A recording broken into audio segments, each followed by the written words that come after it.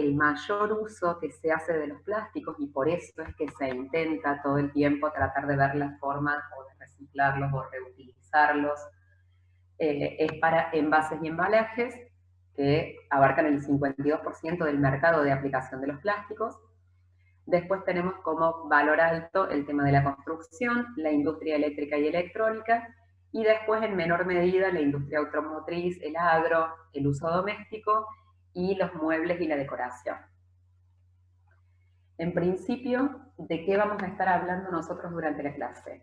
En primer lugar, cómo se definen los plásticos, que indudablemente nos vamos a tener que meter un poquito con la química, porque acá vamos a tener que hablar un poquito de la química orgánica para poder definir a los plásticos. Cómo se clasifican los plásticos según su naturaleza, ya sean en naturales o sintéticos, y por la estructura interna que terminan teniendo, que esto es muy importante que identifiquemos la diferencia entre termoplásticos, termoestables y elastómeros o cauchos. Y después vamos a ver cuáles son las técnicas de conformación de plásticos para la obtención justamente de diferentes productos, que van a ser la extrusión, el moldeo, por diferentes formas, el calandrado, que es el laminado básicamente, y la conformación al vacío o termoformado, que también lo vamos a ir analizando, y en cada uno de estos vamos a ir viendo cuáles son las variables más importantes del proceso para que ya lo tengamos en cuenta de entrada. En principio, si vamos a tener que definir a los plásticos por definición son materiales orgánicos que están constituidos por macromoléculas, es decir, moléculas que son muy grandes, que se denominan polímeros, y se denominan de esta manera, y ya lo vamos a ver también más adelante, porque en realidad son una combinación de monómeros, es decir, de partes estructurales orgánicas que empiezan a unirse unas con otras de diferentes maneras, generando moléculas de muy alto peso molecular, por eso se denominan macromoléculas, convertidos en esos polímeros porque son muchos monómeros. Estos se producen por transformación, ya sea de sustancias naturales, como les decía antes, o por la síntesis directa a partir de productos que se extraen del petróleo, el gas natural, el carbón u otras materias minerales. En principio, cuando estamos hablando básicamente de lo que es el concepto químico de la polimerización, que es la reacción química mediante la cual se puede obtener un polímero, y esto, hago un paréntesis en esto. ¿Se acuerdan que la semana pasada Oscar les comentó que uno de los trabajos que tenía había tenido que solicitarles una modificación de lo que tenía que ver con el título? Digamos, una cosa es trabajar con la industria del plástico desde la generación del plástico, y otra cosa es una aplicación del plástico donde nosotros ya recibimos el polímero en cualquiera de sus formas, y lo que hacemos es generar un producto a partir de esa materia prima que ya es el polímero. Distinto sería una industria en la que nosotros llevamos adelante la polimerización de estos monómeros para que se genere el plástico que queremos buscar. Es una reacción química, entonces en esta reacción lo que ocurre es que un conjunto de moléculas que tienen bajo peso molecular, que son estos monómeros, que pueden ser iguales o diferentes, se unen químicamente para formar el polímero, y esta unión en realidad ocurre porque en el reactor donde ocurre la reacción, siempre acuérdense que los reactores no son más que tanques agitados. En ese reactor va a ingresar el monómero que nosotros querramos generar después, a partir del cual querramos generar el polímero, un disolvente que es el que va a permitir que esa solución se lleve a cabo, y un catalizador justamente para acelerar el proceso de reacción. Si no, la polimerización es un proceso lento. Esto, como ven acá, ocurre a alta temperatura, a alta presión y con agitación. Una vez que se obtiene el polímero y que se retira el polímero ya del reactor, pasa por una secadora, se convierte específicamente ya en una sustancia sólida, que después se tritura y se almacena en polvo para hacer las distintas formas que nosotros querramos darle a ese polímero. O sea que industrialmente el monómero, como les dice acá abajo, ingresa al reactor junto con el disolvente y el catalizador bajo condiciones de presión y temperatura controladas, pero son altas, Y en este punto es donde se le pueden añadir pigmentos u otras sustancias para mejorar el plástico. En algunos casos se les puede incorporar algún tipo de aglutinante, y si no, generalmente se trabaja con pigmentos, que en estos casos, si se parte desde la síntesis natural de un monómero, entonces generalmente esos pigmentos son pigmentos naturales que no son más que algunos pigmentos minerales. Para formar el polímero existen básicamente dos caminos que son factibles. Estos serían dos tipos de polimerizaciones que se conocen en la química orgánica. Una de las polimerizaciones sería la denominada polimerización por adición, que en realidad no es más que una sumatoria de monómeros hasta que podamos formar esa macromolécula de polímeros que tienen exactamente el mismo monómero. El producto va a contener todos los átomos del monómero inicial, entonces fíjense que acá, si combino un monómero con otro, estoy formando un dímero en este caso, porque está compuesto solo por dos monómeros. Esto no califica como plástico. Cada vez que estemos hablando de los plásticos, recuerden que son macromoléculas, entonces son N monómeros los que forman parte. Y el otro concepto de polimerización, el otro tipo de reacción que tenemos, es la polimerización por condensación, que se llama de esa manera porque de alguna manera yo estoy combinando dos monómeros que se van a condensar en uno que tiene particularidades. ¿Por qué? Porque hay átomos que formaban parte originalmente de esos monómeros que se van a terminar desprendiendo. Por eso fíjense que acá no hay una suma, porque en realidad no lo hago por adición, sino por una combinación en una reacción a determinadas condiciones de presión y temperatura, donde el dímero, en este caso que estoy formando, contiene menos átomos que la sumatoria original de los monómeros que le daban origen, y por eso se separan, por eso se habla de una condensación. Yo termino de condensar esa combinación de monómeros y elimino parte de esos monómeros que se pierden en realidad en la condensación. Para ver qué tipo de polimerización se lleva a cabo, exclusivamente lo que tenemos que tener en cuenta es el tipo de monómero del que estamos partiendo y el tipo de producto que queremos generar.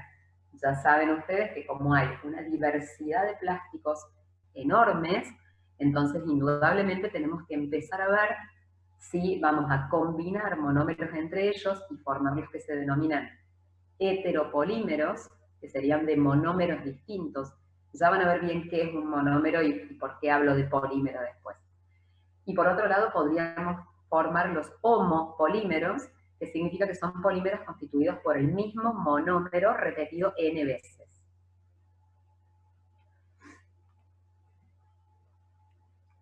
Bien, fíjense, acá está la diferencia de lo que yo les decía, los homo y los heteropolímeros. De acuerdo a este tipo de monómeros que esté formando al polímero, un homopolímero sería aquel polímero que está constituido por N monómeros iguales. En este caso, del eteno. Decirle eteno o etileno es lo mismo. Fíjense que no es más que en la química orgánica, si algunos recuerdan algo de lo que vieron en la parte de la química orgánica y algo de lo que vieron ya conmigo de orgánica con respecto a los hidrocarburos, este compuesto es un alqueno, en particular porque tiene un doble enlace, un alqueno constituido por dos átomos de carbono, y por lo tanto su prefijo tiene que ser et, porque tenía dos átomos, acuérdense, met, et, prop y but, que eran los cuatro primeros prefijos. A partir de ahí se nombraban directamente con los prefijos griegos.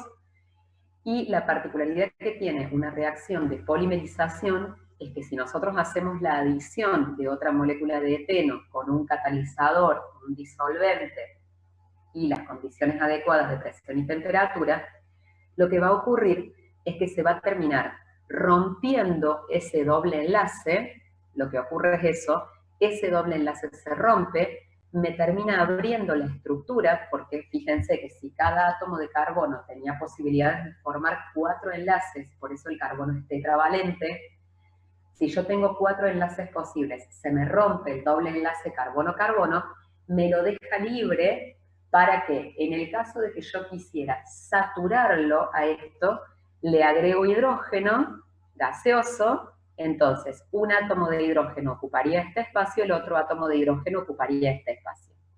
En el caso de la polimerización, lo que ocurre es que se rompe este doble enlace, se abre la estructura, entonces me permite ahora tener enlaces disponibles para que empiece a realizarse esa reacción en cadena de monómero con monómero.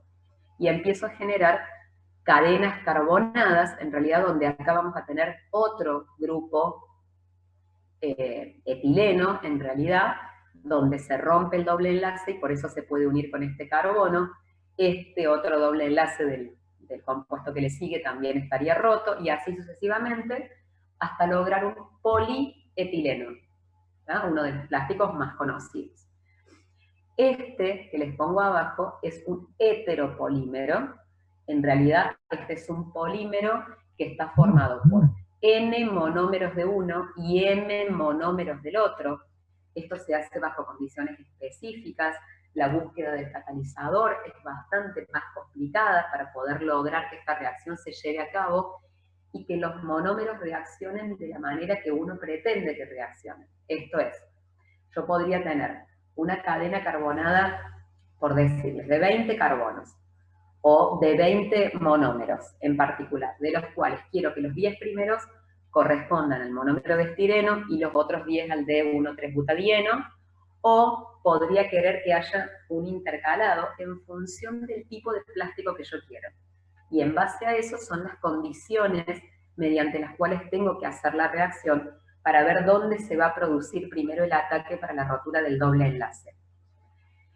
En el caso que nosotros hubiésemos hecho, por ejemplo, un polímero de estireno, en particular, solo con ese monómero, y obtuviésemos un homopolímero del estireno, se rompería este doble enlace, entonces tendríamos solamente, sin contar esta parte, tendríamos N monómeros de estireno que están combinados juntos por acción de romperse ese doble enlace y abrir la cadena, y tendríamos el poliestireno en ese caso.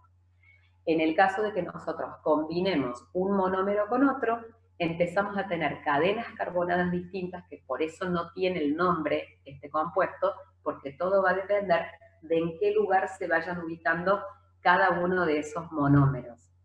Pero no deja de ser un heteropolímero porque está compuesto por monómeros distintos, 2 o más. Todo va a depender del producto que nosotros querramos buscar y de la factibilidad económica de llevarlo a cabo, porque ya desde el vamos, si una reacción de polimerización me requiere alta presión, alta temperatura y agitación en el reactor para que la polimerización se lleve a cabo, imagínense que tratar de ser tan específicos en la química, buscar la especificidad de la reacción, es decir, donde yo pongo a combinarse distintos reactivos, pero que quiero que esa reacción ocurra en determinado orden o que ocurra bajo determinadas condiciones, implica generalmente un gasto energético mucho más alto, que tendrá que verse una relación en realidad entre lo que sería la inversión y el producto terminado. Sí, tengo un chat. Leonardo, profe, ¿existe alguna diferencia entre una molécula y un monómero o son términos que se refieren exactamente a lo mismo? Bien. No, en realidad no existe una diferencia. Esto es una molécula de eteno, pero que tiene la particularidad de denominarse monómero porque es una estructura molecular que después puede combinarse con otras para formar esta macromolécula enorme, porque en realidad fíjate que lo que yo hago no es más que una combinación de moléculas para generar una sola molécula enorme. Lo que pasa es que específicamente cuando estamos trabajando con la industria plástica, es decir, un origen de alquenos, en particular de bajo peso molecular, que se combinan por adición o por condensación y forman una estructura nueva, esa estructura tiene características de plástico. Pero en sí no habría diferencia. Lo que pasa es que no le puedo decir monómero a cualquier otro tipo de molécula. O sea, todos los monómeros son moléculas, pero no todas las moléculas califican como monómeros. Esa sería básicamente la explicación. Bien, si vamos a hablar en general de las propiedades que tienen los materiales plásticos, y esto lo digo en general porque justamente después, dependiendo de la clasificación que nosotros tengamos en el plástico, vamos a estar potenciando algunas de esas o algunas ni siquiera las vamos a tener. Dentro de las propiedades mecánicas es la alta resistencia a la tensión, la rigidez, la resistencia al impacto y al rasgado, la elongación, la elasticidad, perdón, y la estabilidad dimensional. Fíjense que en realidad, más allá de que vamos a poner propiedades distintas de distintos parámetros, esa es una de las razones por las cuales los plásticos son tan usados y tan difíciles de sustituir. Porque digo, acá entraríamos en todo el concepto que tiene que ver con lo ambiental y con la falta de degradación de estos plásticos. Después empezamos a hablar de los plásticos biodegradables. La realidad es que un plástico biodegradable por definición no es un plástico, pero de todos modos sí son en realidad elementos que sustituyen a un plástico, pero la particularidad es que el uso del plástico está dado básicamente en el abuso que tenemos del uso del plástico, dada la enorme cantidad de propiedades que nos ofrece. Dentro de las propiedades eléctricas que tiene, es la conductividad o las propiedades dieléctricas. Básicamente depende de con lo que estemos jugando, bueno, de hecho por eso se harán cables, perdón, los recubrimientos de los cables y demás en plástico. Dentro de las propiedades químicas tenemos la resistencia a la oxidación, una de las características más importantes que tienen los plásticos y razón por la cual muchas veces se busca compensar el uso de los metales por el uso de plásticos, justamente para evitar la oxidación y la resistencia a la corrosión.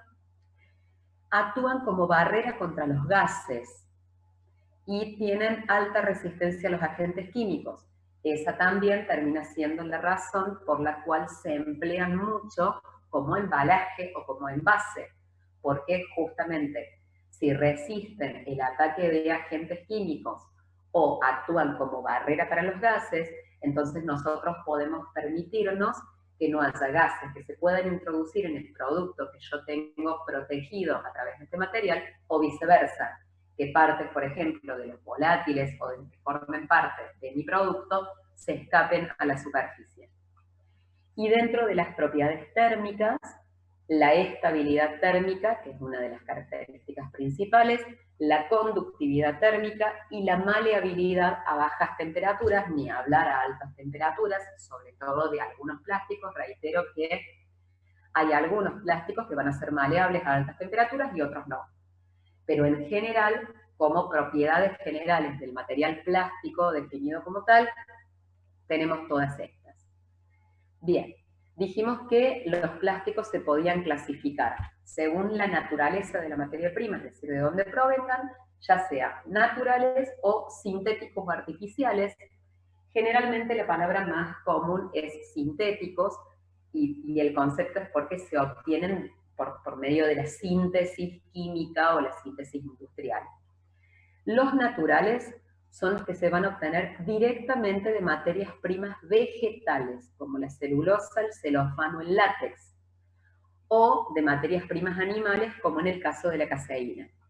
Son bastante más complicados de obtener en realidad, y el tema es que no se hacen a gran escala justamente por la dificultad que tienen. Sí van a ver que cuando uno habla del látex, por ejemplo, estamos como reacostumbrados a suponer que el látex es el material. Y la realidad es que el látex es la materia prima que proviene específicamente del árbol del caucho, que ya lo vamos a ver, y vamos a ver cómo se hace el método de extracción del látex natural para que después pueda ser procesado, pueda ser refinado, no lleva ninguna reacción química, es solo un proceso de refinado, y ya está listo el látex para convertirse en materia prima de otras cosas. Y por otro lado, los sintéticos, dijimos, o artificiales, que se van a elaborar a partir de compuestos que son derivados del petróleo, del gas natural o del carbón, como lo habíamos planteado inicialmente en el concepto. Profe, disculpe que interrumpa. La Sí, perdón. caseína, ¿qué le va a proporcionar al plástico? En realidad, Victoria, no es que le proporciona algo, es que a partir de la caseína nosotros podemos hacer un procesamiento de la caseína para obtener un plástico en particular. Ah, bien, No es que gracias. lo agrego como para que me aporte algo, sino que lo puedo directamente procesar. Ah, No bien. es lo más común. Y no se preocupen, o me interrumpen, o me levantan la mano, no se preocupen, me cortan cuando necesiten. Bien. Con respecto, dijimos después, al otro tipo de clasificación, que una era por la naturaleza de las materias primas y ahora vemos específicamente lo que tiene que ver con la estructura interna que tengan, cómo se acomodan todos esos monómeros. Esa clasificación se da básicamente por cómo se comportan frente a la acción de la energía calórica. Entonces, ahí sí vamos a estar haciendo la clasificación más importante y esto claramente es pregunta de parcial, pregunta de examen, no tan literal de decir cómo se clasifican cada uno, sino hacer algún tipo de pregunta de, por ejemplo, qué pasa si a un plástico termoestable le levanto la temperatura, digo, como para que lo entendamos, pero básicamente lo que necesitan interpretar es el concepto de esta clasificación. Termoplásticos por un lado, termoestables por otro y elastómeros o cauchos por otro. Vamos a analizar cada uno de esos. ¿Qué pasa con los termoplásticos? Fíjense más o menos en el dibujo para que después vean las diferencias con los otros dos. En el caso de los termoplásticos, todas estas macromoléculas, porque entendamos que una macromolécula que es un polímero, después se combinan muchas macromoléculas entre ellas para formar un material plástico. En este caso, las macromoléculas están dispuestas libremente, sin entrelazarse, no se enroscan entre ellas. Entonces, tienen la propiedad de reblandecerse con el calor. Por lo tanto, si tienen la particularidad de que los termoplásticos se pueden reblandecer con el calor, significa que yo puedo volver a moldearlos en nuevas formas después de haberlo calentado hasta que se enfríe y conserve la misma estructura. Es decir, que los termoplásticos son los únicos plásticos que se pueden procesar varias veces y que son reciclables. Los termoplásticos, ya vamos a ver cuáles son los termoplásticos. Esto se debe a que las cadenas están enlazadas entre sí por fuerzas muy débiles y por eso cuando nosotros añadimos calor, esas fuerzas muy débiles que las mantienen unidas de alguna manera o que las mantienen en atracción, se separan, se pueden fundir, se hacen más fluidos y yo puedo volver a moldearlos. Para identificar los plásticos en particular, y esto lo deben haber visto en muchos envases, para saber específicamente, porque dentro de los termoplásticos tenemos un montón, y ustedes ya saben que hoy que se usa tanto el concepto del reciclaje, que tenemos que reciclar, y después empiezan, bueno, pero esto no lo puedo mezclar con esto, porque son distintos tipos de plásticos. Bien, ¿cómo hacemos para identificar los plásticos? Se estableció específicamente un código internacional. Esto significa que en cualquier parte del mundo nosotros vamos a encontrar el mismo código y podemos saber perfectamente de qué plástico estamos hablando. Y esto tiene que ver con el fin de favorecer justamente el conocimiento de estos distintos materiales plásticos, más que nada cuando tenemos que hacer la clasificación para poder reciclarlos y hacer ese nuevo uso o para hacer la reutilización, que ya vamos a ver qué diferencia hay entre los conceptos de reutilizar y reciclar. Acuérdense que las famosas 3 R's que tienen que ver con el tema de los plásticos son reducir, reutilizar y reciclar. Porque la particularidad de esto es que tienen características diferentes estos plásticos. Entonces, al tener características diferentes, hace que no pueda mezclar unos con otros para obtener determinados productos después. Este sistema internacional, lo que hace es clasificar a los 6 plásticos más utilizados, porque el 70% de los productos se fabrican con estos plásticos, y después sí dejó una estructura que antes originalmente no estaba, que son los famosos números 7, que son otros plásticos que ahora se está viendo que sí pueden entrar dentro de algún tipo de procesamiento de reciclado. ¿Cómo se clasifican? Con el símbolo famoso de la identificación de los plásticos, que lo pueden ver así más en redondo o si no específicamente en un triángulo, pero siempre en color verde y siempre con las flechas, porque es lo que me está indicando básicamente que este es un proceso de reciclado, donde yo lo uso, lo proceso, lo reciclo, lo uso, lo proceso y lo reciclo. ¿Cuál es el número 1? Cada vez que vean un material plástico, algo hecho de plástico, que tenga un 1, significa que es polietileno de tereftalato, es el famoso PET. El PET en realidad es polietileno de tereftalato, específicamente ese es el nombre. Me tengo que acordar que se llama polietileno de tereftalato y no, porque no se van a acordar. Básicamente lo importante es que sepan que el número 1 es el PET, no número 1 por cantidad de cosas que se emplean con PET, sino por la clasificación que se usó de elegir los 6 más usados en el momento que se hizo la identificación, y de hecho en ese momento el PET era el más empleado para la producción y por eso se le asignó el número 1. El número 2 lo van a poder ver con las siglas en inglés o en castellano sería polietileno de alta densidad, eso lo van a ver como el HDP. En realidad, sí, que queda raro, ahora que lo digo rápido, HDP parece que, bien, que es polietileno de alta densidad, y después fíjense que como número 4 vamos a tener el LDP o PEBD, que es el polietileno de baja densidad. Entonces fíjense que estamos teniendo evidentemente, y por eso yo les había puesto como ejemplo, el primer ejemplo en la polimerización de adición tenía que ver con obtener el polímero del etileno, porque es uno de los que mayor cantidad de productos ofrece, el polietileno básico, el de alta y el de baja densidad, y están todos clasificados distintos. Después tenemos el famoso PVC, que también lo conocen mucho. Nunca se confundan el PVC con el PCB. Ojo con eso.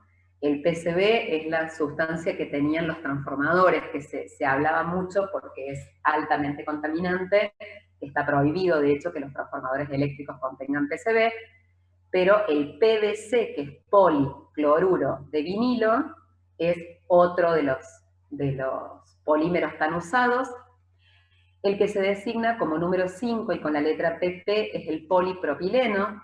Fíjense que acá, como es propileno, si es prop es de 3 carbonos, entonces estamos frente al mismo caso del ejemplo que les había dado con el etileno.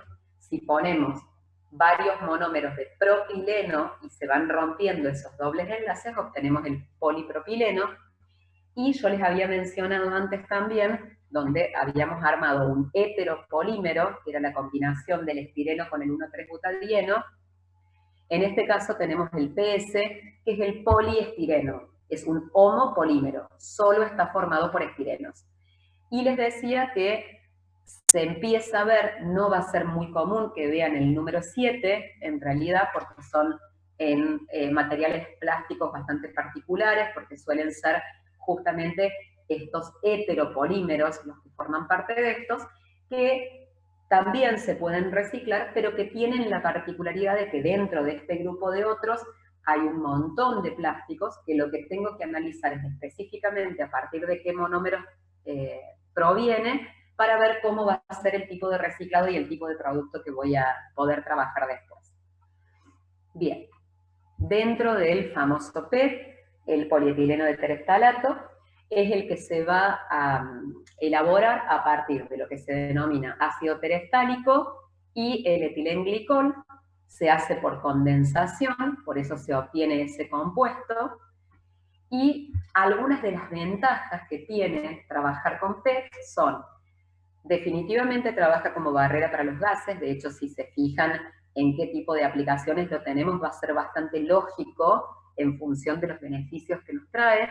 Actúa como barrera para los gases. Se puede hacer transparente. Después sí lo que puedo hacer es añadirle pigmentos para que le den color, pero de manera original es transparente. Entonces eso, desde el punto de vista de lo que tiene que ver con packaging, embalajes y envases, es muy importante porque hay muchos productos que requieren necesariamente, por una cuestión ya sea estipulada por el código o por una cuestión de marketing, que yo pueda ver lo que está adentro. Es irrompible, es muy liviano, impermeable, no es tóxico y es inerte, y esto está aclarado, inerte al contenido. Indudablemente, cuando estamos hablando de inerte al contenido, estamos hablando de que específicamente adentro de esa botella, por ejemplo, de PET, yo ponga las cosas para las cuales me sirven. Digo, si nosotros adentro de una botella plástica de PET vamos a estar poniendo ácido sulfúrico concentrado, no va a ser inerte, va a reaccionar, me lo va a comer y de hecho se me va a achicar. Dentro de las aplicaciones tenemos entonces los envases de gaseosas, aceites, cosmética, frascos varios, como mayonesas o salsas, las bolsas para horno incluso se hacen de PET, a pesar de que el tema de la temperatura, ya sabemos que si este es reciclable, significa que se reblandece con la temperatura. No obstante, esas bolsitas que vienen ahora, por ejemplo, para los hornos, que directamente uno pone la comida dentro de esa bolsa y lo cocina directamente en horno, muchas veces se hacen de PET, también se le están aplicando algún otro tipo de plásticos para poder lograr mayor temperatura sin que se modifique para nada la estructura. Bandejas para microondas o películas radiográficas, todas esas se pueden hacer sin problema de PET. Con respecto al polietileno de alta densidad, al HDP, es muy versátil y se lo puede transformar en diversas formas, por inyección, por soplado, por extrusión, por rotomoldeo. Entonces fíjense que si bien no deja de ser un polietileno en particular, fíjense que las aplicaciones, ya desde el vamos con los dibujos, es completamente diferente cuando uno lo toca estructuralmente, es completamente diferente hablar de una botella de PET que hablar, por ejemplo, de una maceta de polietileno de alta, que es mucho más rígida, más consistente, resiste más a las bajas temperaturas, es irrompible también, también es liviano, por supuesto que si vamos a analizar a igual volumen es mucho más pesado que un plástico 1, es impermeable, es atóxico y volvemos a lo mismo, es inerte al contenido. Claramente, las ventajas y los beneficios que a nosotros nos esté aportando el polietileno, el PET de 3-ftalato, también lo vamos a tener en el polietileno de alta y en el polietileno de baja densidad. Las diferencias están básicamente en qué tanto es la resistencia a la alta temperatura o qué tan irrompible termina siendo en función del uso que yo le quiera dar. Las aplicaciones, por ejemplo, envases para detergentes, para lavandina, los aceites automotores, el shampoo, los lácteos, que si se fijan, ese tipo de botellas, piensen automáticamente en la botella plástica que tiene el detergente, no es igual que la botella, perdón, no es igual que la botella de gaseosa o la botella de agua mineral, y menos aún de algunas botellas de agua mineral que en particular creo que es la Aqua o algo así, que es tremendamente blanda porque es muy bajo el espesor justamente para poder ahorrar en plástico, para no generar plásticos y cuidar el tema del ambiente. Nos queda menos de 1 minuto, muchachos, así que se corta y volvemos enseguida. El recreíto lo hacemos en la próxima. Bolsas para supermercado. Muchas veces nos encontramos con bolsas, bueno, ahora ya sabemos que está prohibido el tema de las bolsas de PET específicamente, todas tienen que ser biodegradables, pero antes nos encontrábamos con bolsas que eran un